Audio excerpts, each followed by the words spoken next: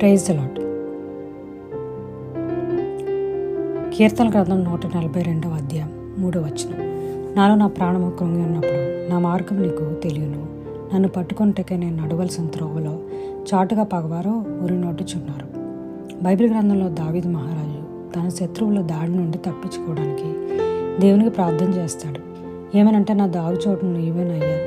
నేను చాలా వేదనలో ఉన్నప్పుడు నా అంతరంగ సంగతులన్నీ నీకు తప్ప ఎవరికి తెలియదు ప్రభువా అని దేవుణ్ణి అడుగుతున్నాడు సహాయం చేయమని. మనం కూడా ఏమి దిక్కుచోతని స్థితిలో ఉన్నప్పుడు, అంటే ఏదన్నా వ్యాధి వల్ల, శత్రువుల వల్ల తప్పించుకోవడానికి, లేదా ఉద్యోగం కోసం, లేదా పెళ్లి కోసం చూస్తున్నప్పుడు యేసయ్యకి ప్రార్థన చేయడం తప్ప మరి ఏమీ చేయలేం.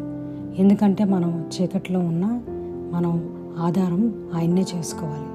యేసయ్య మనం రాజుగా చేసుకోవాలి. ఆమేన్.